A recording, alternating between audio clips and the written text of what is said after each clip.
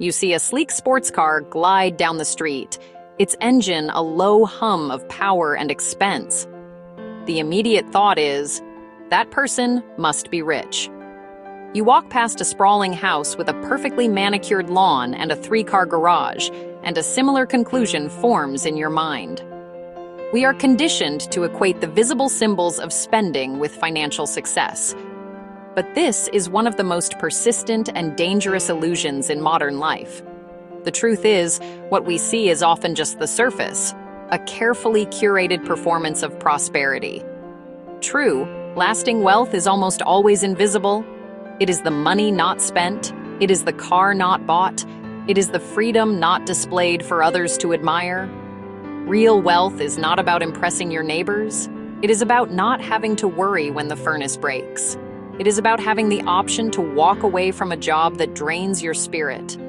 It is the quiet confidence of a buffer between you and the world's unpredictability. Visible wealth is everything you can point to and say, that looks expensive. Designer logos on a handbag, the latest smartphone, perfectly filtered photos from a 5-star resort. These fill our social feeds and shape our idea of success. Easy to understand, easy to desire, and, with credit, surprisingly easy to obtain. The peacock's tail of personal finance. Symbols of success can earn respect, admiration, a feeling of belonging. But the satisfaction is short-lived. The novelty wears off. The car gets a scratch. A newer model appears. The praise fades. What is left is the cost, funded by income or, worse, by debt. The luxury sedan is not one-time. Monthly payment, higher insurance, expensive maintenance. The big house is 30-year mortgage, endless property taxes, constant repairs. These things do not generate income. They consume it. It is a race with no finish line. Bigger, shinier, faster, just to stay in the same place. Delay gratification today for more freedom tomorrow. Real wealth is the opposite of the frantic display. It is the wealth you do not see. It is the portion of your income that you save and invest, not the portion you spend. Found on brokerage account balance sheets, in the equity of income-producing properties, in the ownership of a profitable business, measured by how many days you could live your lifestyle if you stopped working today. Assets that generate income, appreciate in value, and provide a durable safety net. Not the fleeting joy of a purchase, but a deep, abiding sense of security. This kind of wealth does not need an audience. A well-funded emergency savings account sitting quietly in a bank. A diversified portfolio of low-cost index funds growing over decades. A duplex where tenant rent covers your mortgage and leaves extra cash. The skills you invest in that raise your earning potential. Building it requires a shift in perspective. Prioritize the unseen over the seen. Find more satisfaction in your net worth growing than in a luxury purchase. The first rule of compounding is to never interrupt it unnecessarily. To build real wealth, grasp one simple distinction: assets versus liabilities. An asset is anything that puts money into your pocket. A liability is anything that takes money out of your pocket. Build wealth by acquiring assets and minimizing liabilities. Let's make this concrete.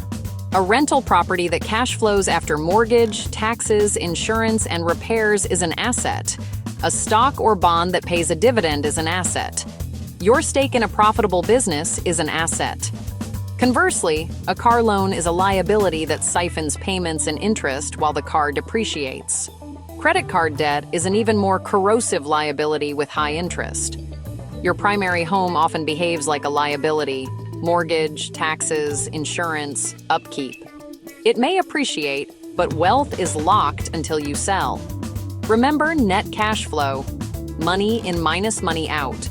Buy assets to increase future money in. Take on liabilities and you increase money out. Systematically convert income into assets until assets can buy more assets. Meet Emma and Liam, both 30, same salary, same start, different choices.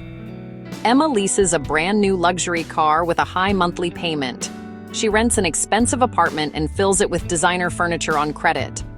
Weekends are costly. Vacations look amazing on social media. Most of her income goes to rent, car, credit cards, and spending habits. She saves little, and surprises wipe it out. She must keep the high-stress job to sustain the image. Liam keeps his reliable, paid-off car. He chooses a modest, comfortable apartment. He automatically invests the difference into a low-cost index fund.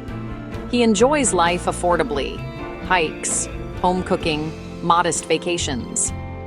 At 40, Emma's anxiety remains. Liam has a meaningful portfolio producing passive income. He has options: a more fulfilling job, travel, or time off. He has built security, peace of mind, and freedom. Value freedom over image. Ask, am I buying this to impress or to improve my life? Prioritize your future freedom over fleeting opinions. The journey from status to real wealth begins with one step. For 1 month, track every dollar in and out. Use a simple notebook or a budgeting app. Gather data, not judgment. You cannot change what you do not measure. Make small, targeted cuts to liabilities: subscriptions, dining out, unused extras. Build a moat, an emergency fund of 3 to 6 months in a high-yield account. Then, attack high-interest debt. A 20% APR paid off is a guaranteed 20% return. Resist social comparison. You are running a marathon for freedom, not a sprint for status. Debt is a claim on your future income. Treat it with caution. Avoid shortcuts and speculation. True wealth grows like a redwood, not a mushroom. The simple plan wins. Spend less than you earn, avoid debt, invest consistently in low-cost index funds. Visible wealth shouts, but real wealth whispers through assets, less debt, and a widening gap between earn and spend. Choose the wealth game daily. Pack lunch, invest windfalls, measure worth by character and savings rate. Embrace the builder mindset. Think in decades, not days. If this gave you a new perspective, like and share it. What is one small step you will take this week? Comment below and subscribe for more practical, freedom-focused finance.